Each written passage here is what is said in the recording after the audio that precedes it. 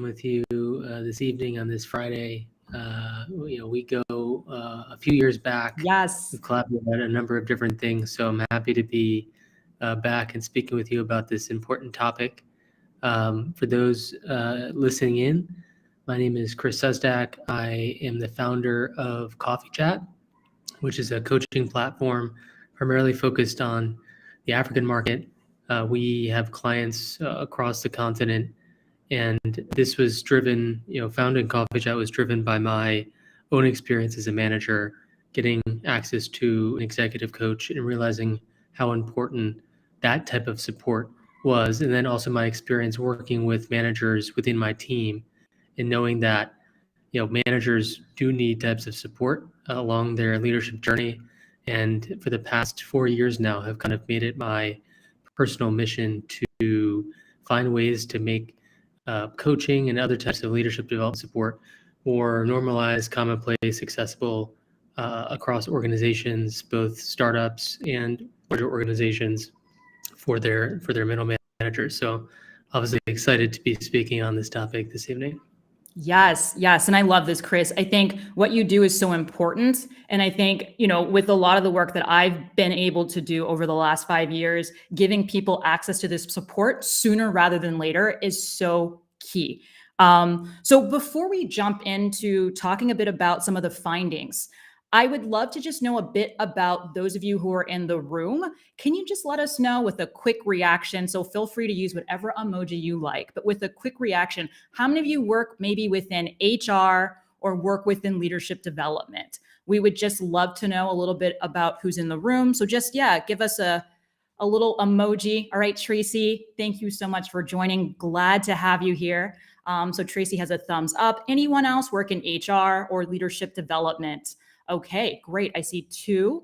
Okay. All right. So a few people in the room have had the opportunity to work within this space. And so, once again, just want to make sure that especially for those of you who've joined a little bit later, this is meant to be an open conversation. So we really welcome, your contributions, your perspective. Please make sure you click to speak, to join us on stage if there's anything that you want to share and anything that you want to contribute. But we're going to go ahead and actually get started. And Chris, this first question I have for you is, what are some of the most interesting findings from this Africa-wide survey that you did at CoffeeChat? Yeah, can you just share a little bit about some of the things maybe you learned? Yeah, definitely.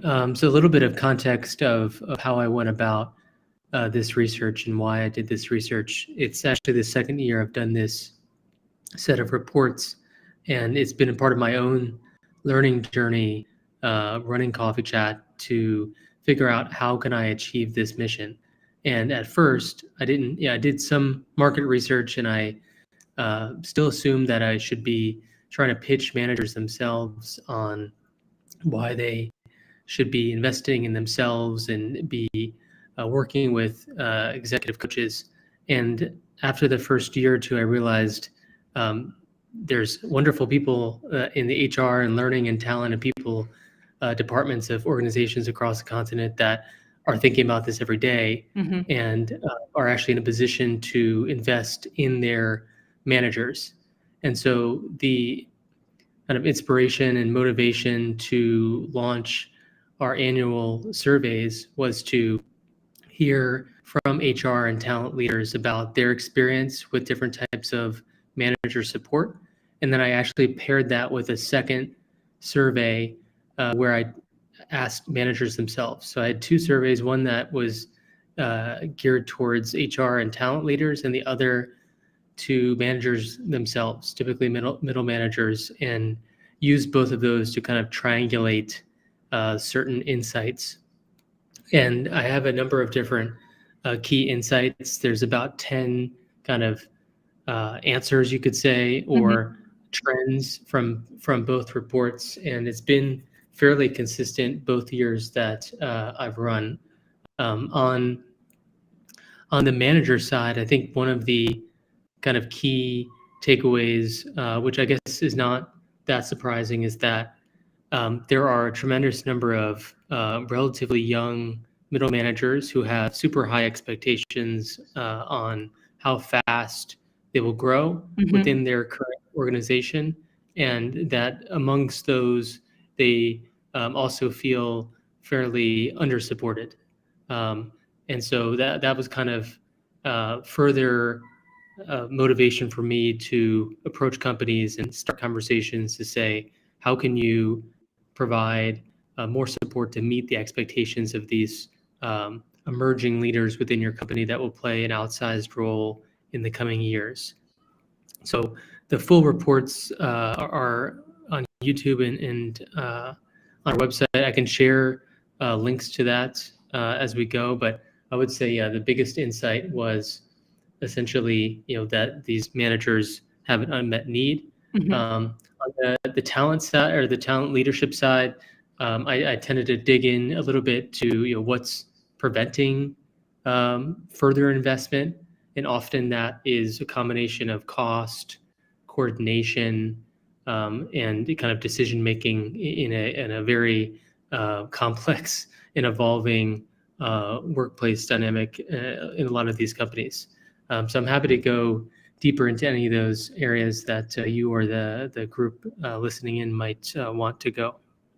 Thank you. Yeah, thank you so much for that, Chris, and thank you for also sharing that. Actually, there were two separate surveys that were done, and so would love to open it up to those of you listening. I know there was someone who actually joined us on stage. I'm not sure what happened, but does anyone have any questions for Chris to start off, or anything they want to share on their perspective on maybe what managers need, or maybe even around some of the limitations or challenges that companies have giving managers the opportunity to upskill themselves or get additional, training and opportunities?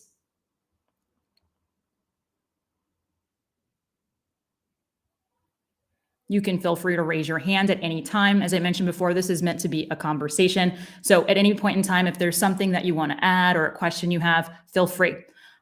Chris, from, one of the things I was interested in having a better understanding of, and I'm not sure if your survey captured this, but you mentioned there was sort of a gap between what the managers expected and sort of what they were being sort of given. Can you share a little bit more, or if you have any more insight into, where that gap potentially came from? Was it simply that organizations just weren't setting expectations? They weren't talking about, where the managers would be going next? I'm just curious what your thoughts are and what you've seen from your research in relation to that. Yeah, unfortunately, the survey had some limitations in terms of its length. So I wasn't able to go into so much details. I tried to keep the surveys to 10 questions so that the participants or respondents, we have a fairly high turnout. The last report included managers from over 100 companies across the continent. Wow. Which I felt was a fairly good representation. A lot of companies of all kind of shapes and sizes.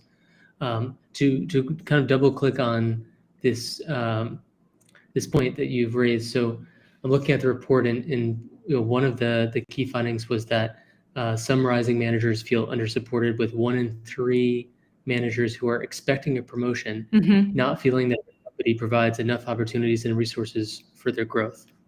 So, you can look at the flip side and say, actually, 2 out of 3 do feel that they are getting enough support. But, if 1 in 3 are not, then, that's still a fairly big risk for a company, because if you step back kind of to this question of why is it important to support your managers? If your organization or startup has a really big, ambitious vision, maybe you already have some kind of product or service that has product market fit, and you're trying to scale that.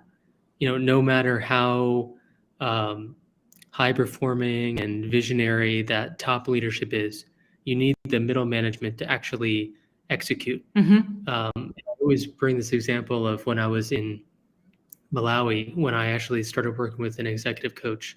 And I always think to myself, okay, over 5 years, I started this organization, or started the country's office, and took it from myself to 200 plus staff with over 13,000 farmers. Now, you could say, oh, wow, that's cool. But what if we had only gotten to 5,000 farmers, or what if we gotten to 25,000 farmers?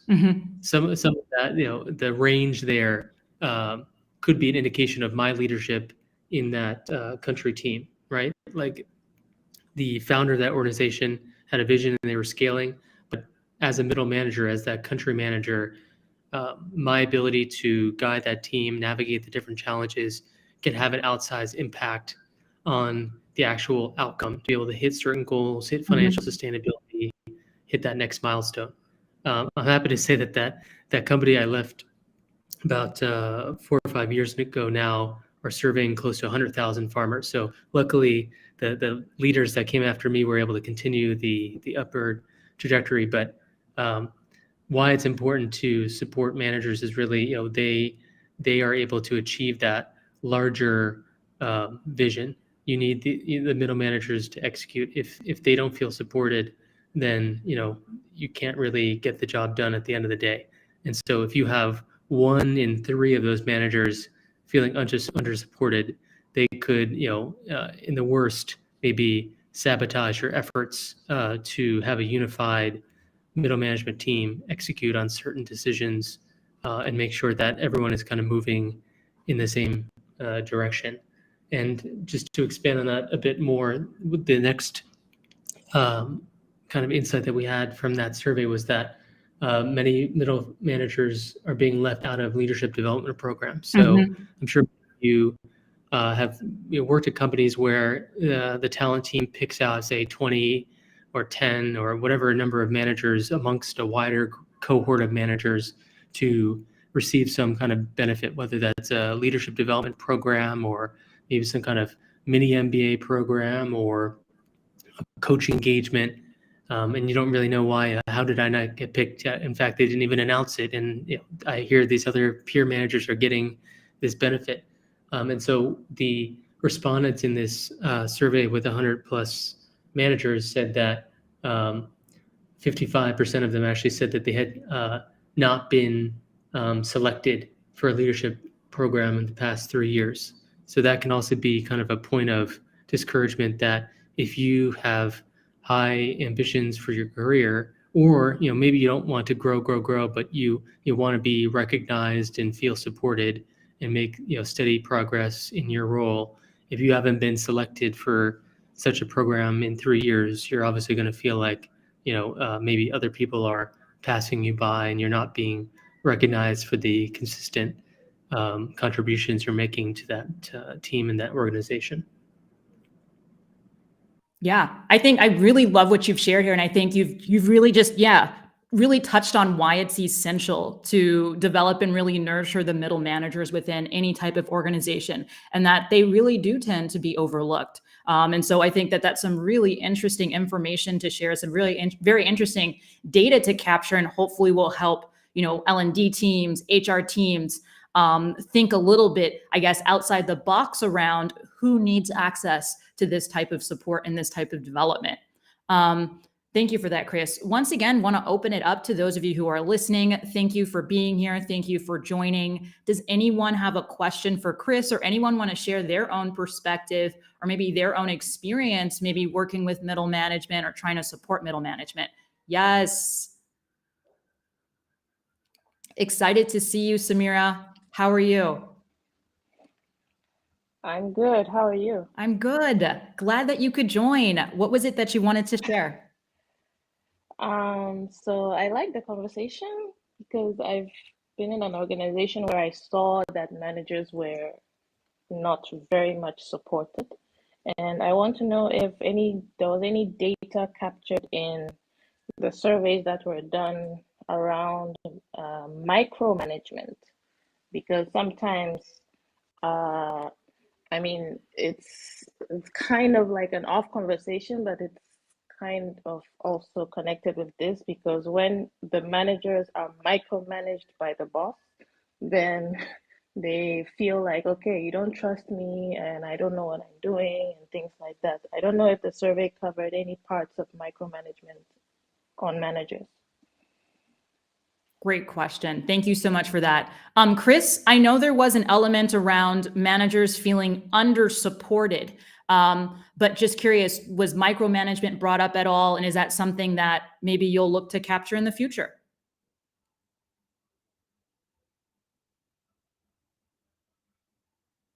That's an interesting point, Samira. I wouldn't say that I asked that granular of a question around particular skills. What I will say is that in the manager growth survey, I asked which types of skills, soft skills or hard skills, are deemed as more important to have demonstrated to earn a promotion. And I think that was by far 85% of middle managers believe the soft skills will outweigh hard skills in their next promotion process. And then when I asked HR leaders the top reasons why they would provide, for example, professional or executive coach access to support managers, they mentioned that promotion plans were the top reason, followed by addressing toxic team culture and fast tracking underrepresented leaders. But at the bottom of that, the least common was supporting outgoing staff or supporting underperforming managers. And I think Akua, I believe, touched on something at the beginning of the conversation that often these types of, in cases of specific targeted interventions, and which can be relevant for, say, a manager who is demonstrating or displaying micromanagement, which typically is a something that's has a negative connotation, because it's assuming that person doesn't need micromanagement. Maybe sometimes they do. That's kind of situational leadership. But in a case where someone is feeling that their manager is micromanaging them, where it's not warranted, that's a kind of a conflict that's happening in that manager-managee relationship. And often these types of interpersonal conflicts or dynamics are not uncovered fast enough, and sometimes spiral into a situation that becomes untenable. And only at that stage does the HR leader or talent leader or the one level up come to learn about that. And it's sometimes gotten to a place where it's too late for either a coach or some kind of other HR person to come in and try to improve the situation. And therefore, you often see either the direct report, in your case, if you feel you're getting micromanaged and that's disrespectful or not, making you feel great about your contributions in your day-to-day role, that would cause you to depart or try to change teams. And ultimately, the team as a whole is not performing optimally.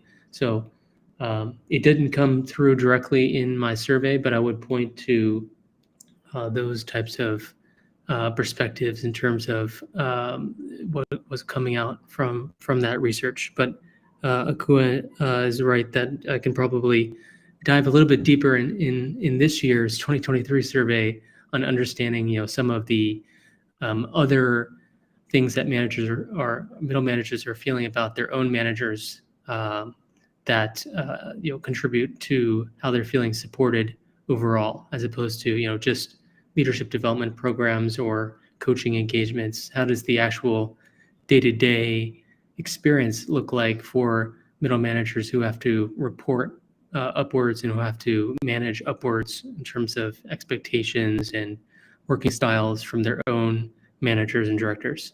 So thanks for bringing that up, Samira. Thank you too. And I had another point. Please go ahead. The organizations that you ran the survey with, did they all have coaches? Because what I noticed is there are a lot of organizations, especially startups, that do not have coaches in the organization that might help, to point out when somebody needs, some kind of help. It could be any kind of coach, either a career coach or a business coach.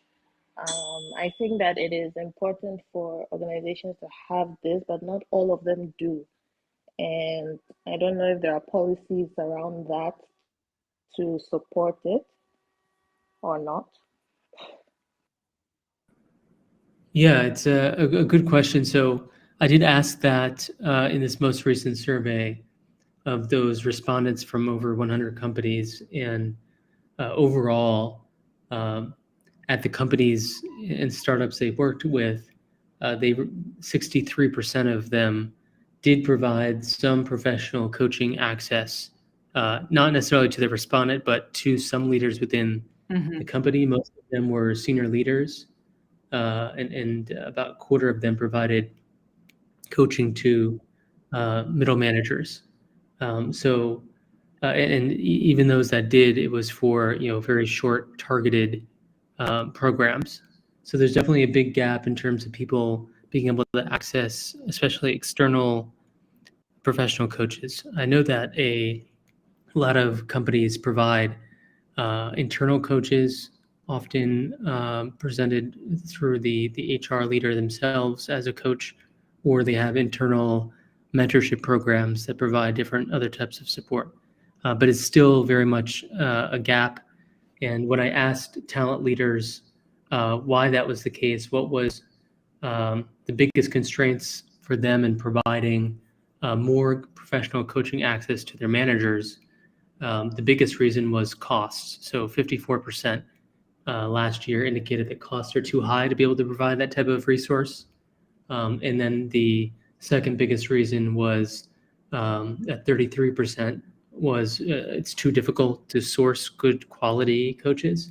And then they also mentioned, this is again the HR and talent leadership responding, saying that 31% felt that their staff are just too busy to even engage in that type of resource.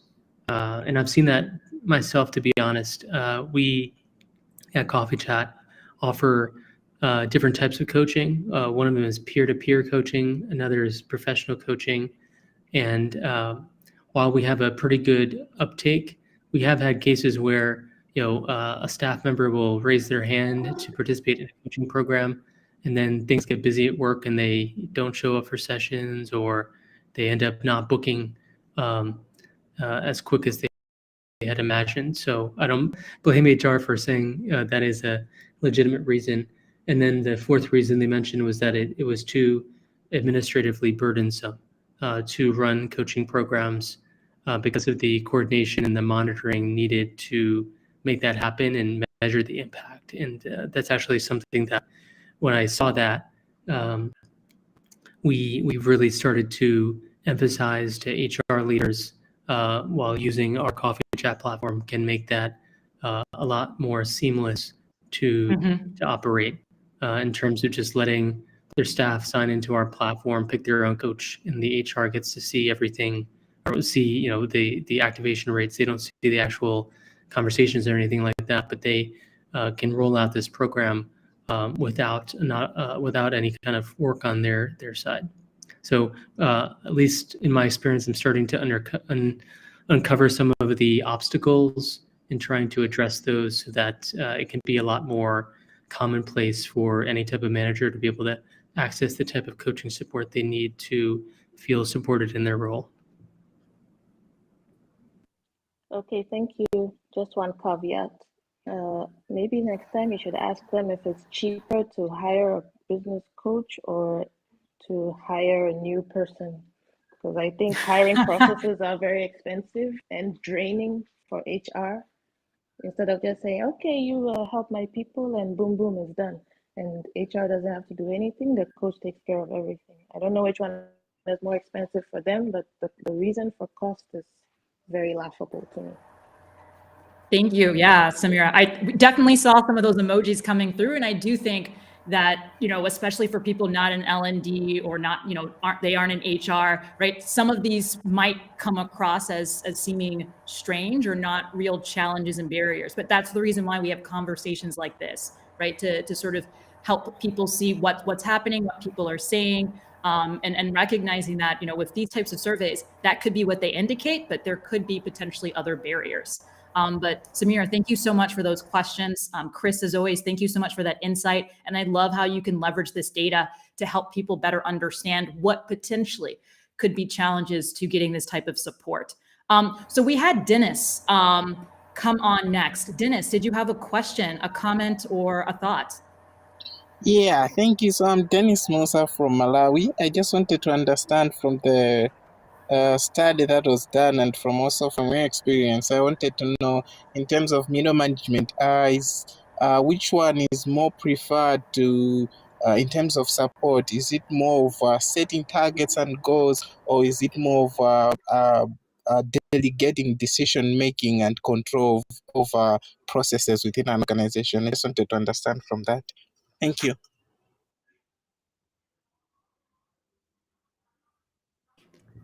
Hi, Dennis.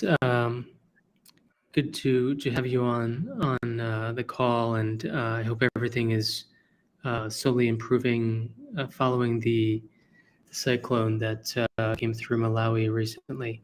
I would say we are managing. okay, great. That's good to hear.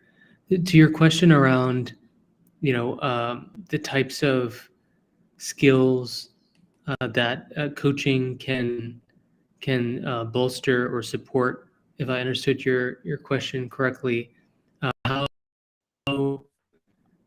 professional or executive coaching typically works is that it's driven by that individual. So if you're a manager and you decide, okay, yes, there are some areas that I need to continually improve upon as a leader, as a manager within my company, or even an HR person or your supervisor says, hey, Dennis, I think it's a good time for you to work with a coach for whatever reason. We found that sometimes it's for performance management, meaning there's some gaps in your current leadership style or competencies that is a mismatch for your current role, or you're stepping into a new role of some sort where there's going to be an expected gap that they want to anticipate.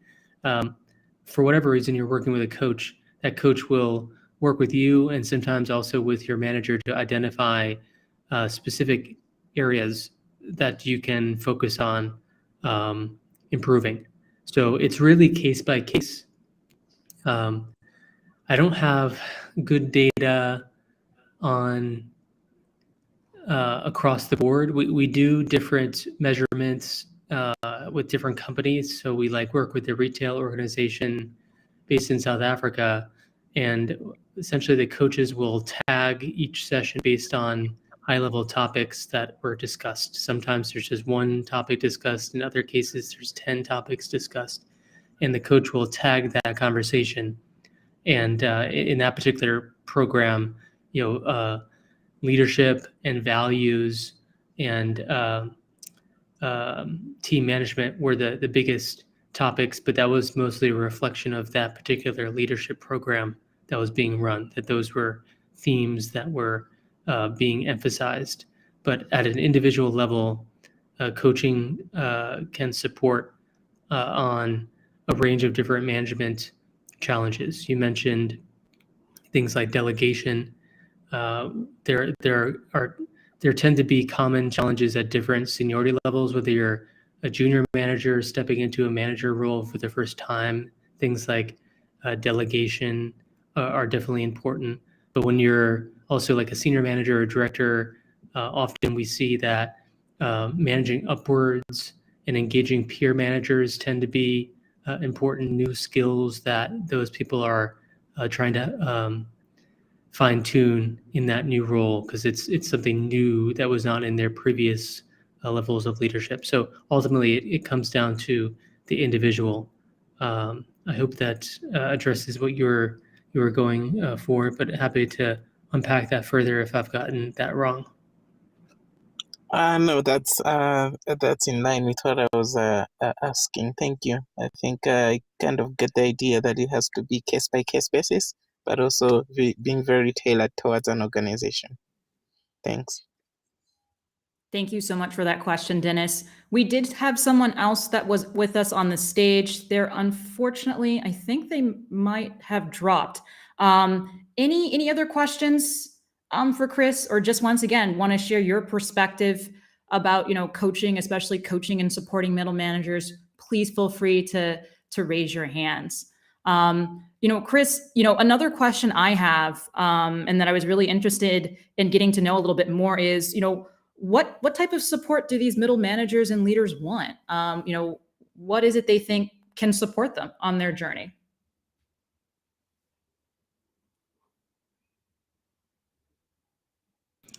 Yeah, cool. It's a good question. In the latest survey, I asked that question in a few different ways, actually. So I was trying to get at the styles and the format that they prefer to learn, because I guess going back to the last question, manager support, the types of actual practical topics, there's a wide range, even if there's maybe some patterns at certain levels. But what I was most keen on trying to understand in the most recent survey is essentially the type of format. And so one such answer was around if they prefer large group trainings, independent self-study, one-on-one coaching or mentorship, or small group workshops. So the responses indicated that 47% preferred small group workshops, while 41% preferred one-on-one kind of coaching and mentorship style learning, and then 10% preferred self-study, and I think only about 2 people out of the 100 preferred large group training. So I think that's important. I found that interesting that I personally always prefer one-on-one coaching. That's my learning style, and I tend to be more reflective in that setting. But this made me realize, and it was a good reminder that lots of people have different preferred learning styles, and so any type of leadership development program is best to have kind of a hybrid approach to the different styles of learning to kind of hit home the key points. I also had asked essentially what, trying to pull up the page here, if it was going to be, if they preferred hybrid, like in-person, remote, or. Oh, wow. Okay. Let me try to pull it up. Okay, yeah, this was actually the talent leadership staff. I asked them what their preference was for leadership development programs. Would they prefer in-person only, fully remote, or a hybrid program where there was both in-person and remote learning as a part of that leadership development program? And it was, a vast majority, 85%, indicated they would prefer a leadership development program that was hybrid, so that there was some remote and in-person. And this was, to date, this survey was done in mid 2022. So I think each country's had its own kind of journey, but I think this came at a time when a lot of HR and companies had kind of settled to their new normal, and so I think there is some leeway, whether it's a global organization to be able to convene different managers at various intervals, or if it's a local organization to be able to pull in people even if they're a remote organization. So there's definitely a preference for leadership development program and manager support that is both having an in-person element and a remote element.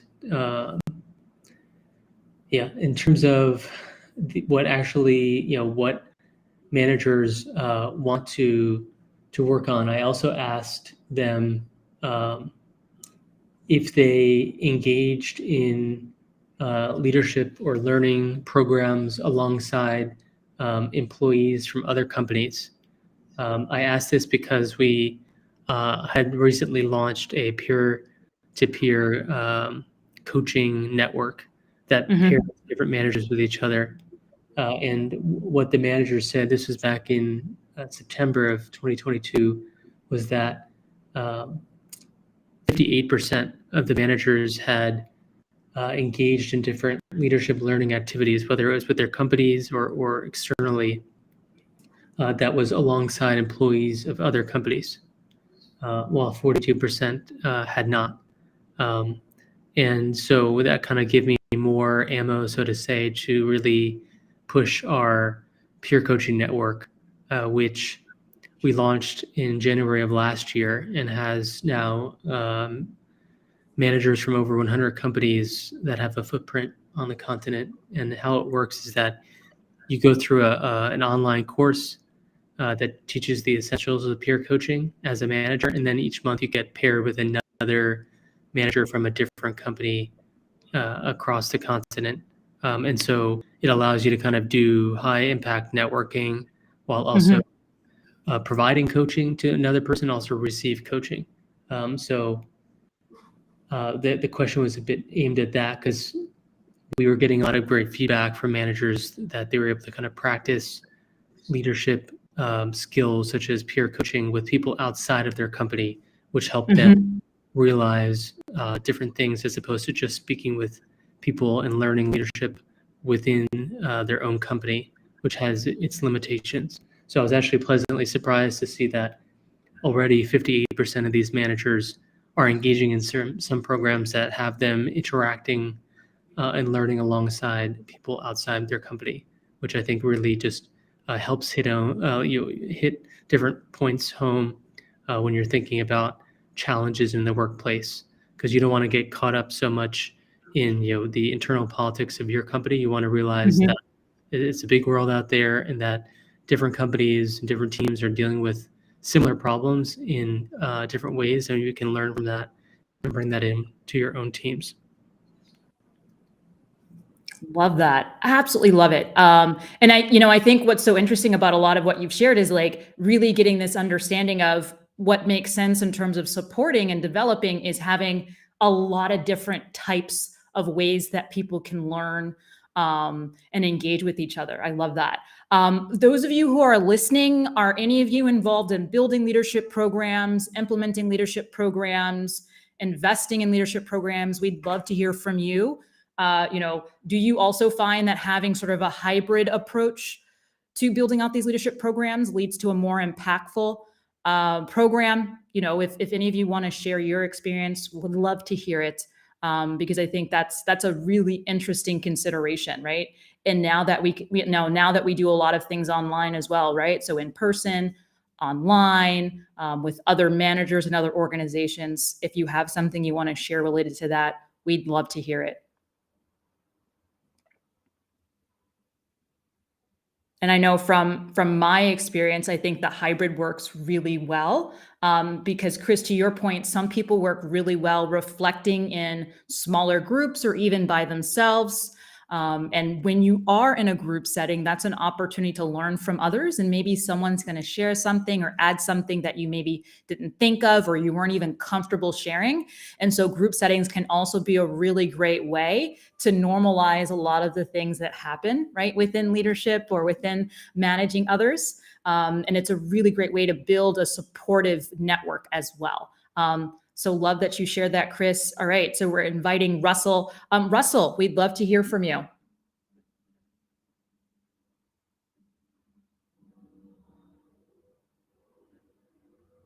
Oh, I think we lost Russell, unfortunately.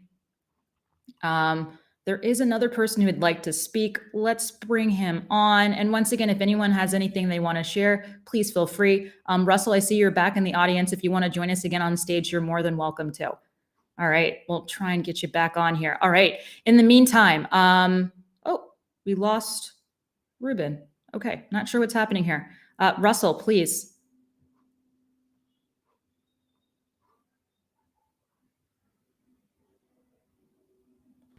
Hello, can you hear me? Yes. Oh, and then we lost you. Very Interesting. I think some of us are having some technical difficulties. But I'm Ruben, here. can yes. And can you please pronounce your first name for me so I can say it correctly? It's row ed, like row your boat, the letter E, the name D, row ed. Ed. Well, welcome. Glad to have you. We'd love to hear your thoughts. I appreciate it. Thank you, Chris. I'm originally from Chad, Africa, and now I live in Dallas, Texas, go back and forth. And I've worked a lot in the education system. And one of the things you were talking about leadership and leadership training, how much does culture play into training or leadership development for middle managers? And what I mean, for example, in the West, there's a lot of group projects that happen, fifth grade all the way up to higher education. So people begin to learn how to work with each other. But sometimes when I was a principal of school in Africa as well, we don't have a lot of group projects. It's just kind of this teacher talks, and then students just listen, but they don't really interact. And so there's some cultural components that I think are really difficult when you grow up in one culture and you're asked to learn certain ways of management in another culture. So how do you guys address those cultural issues? Does that make sense? Really, I think it's a really interesting question. Chris, I'm curious to hear your thoughts. You've worked with a lot of different organizations, through CoffeeChat. Yeah, no, it's a fantastic question and topic, and Akua, I'd love to hear your thoughts as well. I'll mention a few things. One of them is related to my other role with the African Leadership Group, which runs the African Leadership University in ALX, and Akua is also an alum of their business school, and they very much focus on peer-to-peer learning. So I think there's definitely a big movement in that type of almost self-talk group dynamics when it comes to higher education, and even within kind of tech boot camps, there's a lot of peer grading, peer work, because that's essentially how you write code and how you build projects. You typically do it on your own. So I think there's a big push towards that. In my CoffeeChat experience working with different companies, and in my own experience working as a manager across a number of international companies, is that there's often this interesting tension between cultures, the cultural dynamics at play within that country, but also the cultural dynamics within that company too, right? Because often the company is founded by someone from a particular culture, and that has permeated the organizational culture often. And so the middle managers rising up within a company have to navigate that. I think the beauty about coaching, especially one-on-one external coaching, and this is what I try to mention in conversations with HR leaders, is that everyone has their own preference. Because coaching involves you being comfortable and confident, opening up about your vulnerabilities, and in order to make progress and address them, and strategize on new behaviors and best practices for yourself as a manager. And so we allow any manager, when they're coming through a CoffeeChat, to pick their own coach, and we have a mix of local and global coaches based on that individual manager's preference, and they can have kind of free chemistry sessions in order to find a coach that they are comfortable working with. But going back to this group work and culture within companies that I've seen firsthand, is there is typically a concerted effort amongst learning and development teams to localize particular trainings, in particular, policies, HR-wise, to make sure that people are are comfortable with thriving and making the most of that organization or mission within their particular market. And I've seen that also with the company I also work with, African Leadership Group, having in-person city teams, also making sure that even things like marketing, things like office spaces are locally adapted and kind of thought through very carefully. But Akua, I'd love to hear your thoughts on this topic of group and peer work and education and local cultures, because I know you've dealt with that and embraced that and help a lot of people, both individually and companies, navigate that. Yeah, I think it's such a great question, Chris. You can't see me, but I'm nodding my head. A lot of what you shared, and I think I even was like, yes, a lot of what you shared. I think the biggest thing to recognize is that every individual comes with their own preconceived notions, their own conditioning. They've been socialized in each in a very different way. And I think it's sometimes easy just to sort of chalk it all up to culture in general. But the reality is that each individual, has sort of a different culture. They come from a culture. They're about to enter a different culture when they join a new organization. And so I think the most important part is giving everyone the opportunity to cultivate their own self-awareness around what are some of those preconceived notions, opinions, biases, and just creating space for that, I think, really is the first step that any organization, any leader really should do. And I think it's also very important that leaders take the time to cultivate their own awareness around those preferences and biases, whatever you want to call them. But as someone who has, hired a lot of entry-level individuals, specifically in Ghana and Nigeria, it was quite interesting. Of course, none of this is scientific, but it was quite interesting to sort of, I guess, come to my own conclusions or jump to my own conclusions about what people maybe brought in based on, where they had the opportunity to go to school, because a lot of it's just pure luck. Honestly, where a lot of people end up. So depending on the country, lots of different types of school systems where you end up could be pure luck, could be based on, your last name, where you just, so happen to be born. I grew up on the continent, but went to primarily international schools. And so, right, the way in which I think, of course, is in line with, more of those international schools, more of this American approach to showing up. And a lot of what was incentivized, of course, was being more extroverted and speaking in a certain way and working with others, right? That is what's celebrated. That's what, you're rewarded for. So I think a lot of it's just, cultivating your own awareness around it and recognizing that there are going to be differences, but celebrating those differences and then creating opportunities for people to learn about how they want to show up if they want to show up differently. So yeah, it's a really great question. Could probably talk about this for years because, the first step that I teach whenever I'm working with leaders is around that cultivating awareness piece.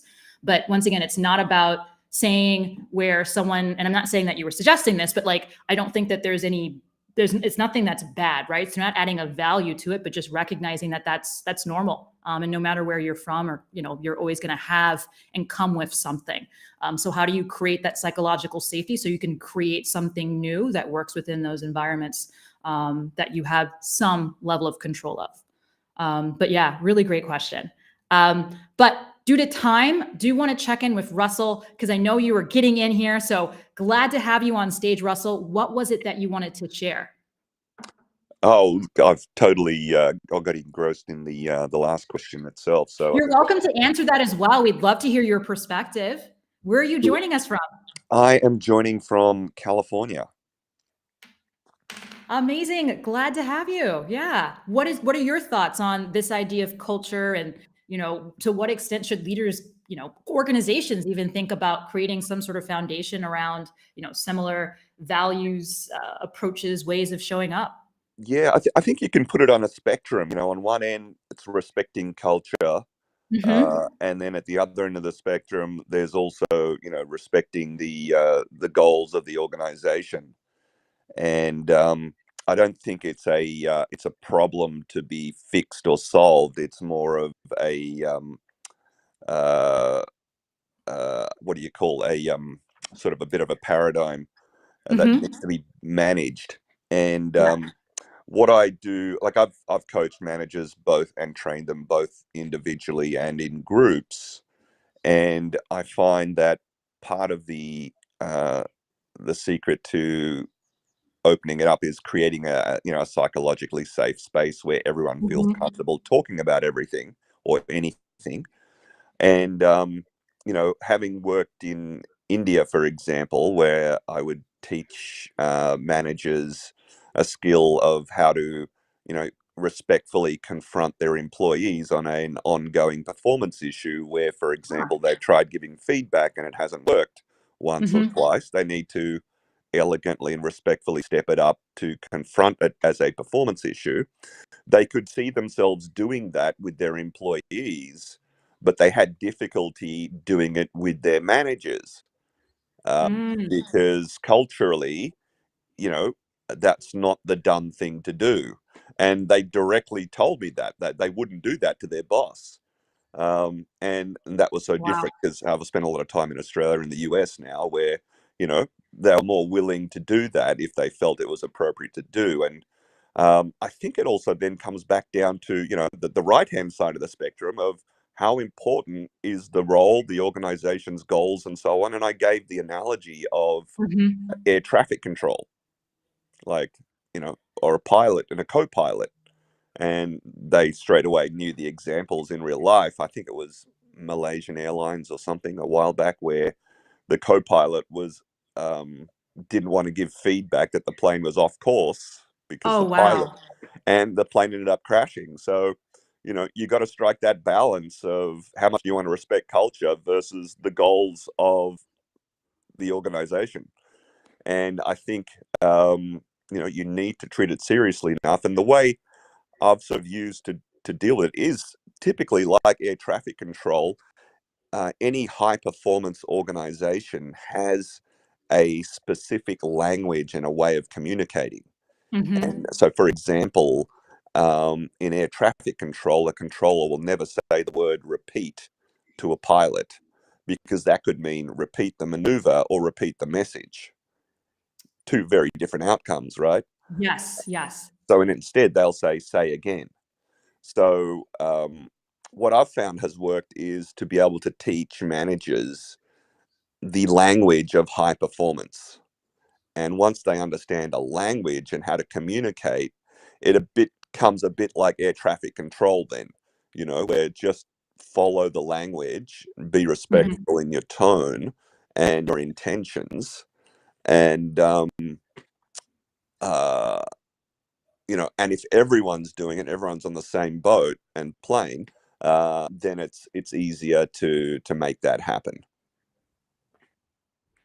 Oh, I love that. Thank you so much for sharing that, Russell. Yeah, I love it. So one area, managers need support, or across the board, leaders need support, is having that common language so everyone can be talking about the same thing. And I agree, right? So a lot of conflict just starts from, miscommunication. And so having that foundation of a common language can also lead to that psychological safety where people feel more comfortable being innovative, trying new things. And that's even more important to do, right, in multicultural environments or environments where people are coming from different places and have very different backgrounds. I love that. Thank you. Yeah, thank you so much for sharing that. I think I saw there was one more person who had their hand up. Catherine, did you want to join us on stage and share something? Okay. Give you the opportunity to join us. We'd love to hear from you. Welcome, Catherine. What was it that you wanted to share? Hi. I feel like a lot of what I wanted to share has been covered, but I just wanted to mention, when I think of myself, I did not go into the international kind of schools. I was from very, let's call it local primary school, went to a local university. And my experience was that while maybe at the primary school and secondary school level, the teachers would require you to be more calm and quiet, the higher you go in your education, you get to have to work in groups and have to be able to express yourself and stand up for yourself. So as much as maybe there are cultural differences, what it takes to still be a manager and a leader, especially as you keep on growing and working, change becomes universal. It sort of becomes universal. So that regardless of which company you go into, you have to still be collaborative. You still have to work as a team.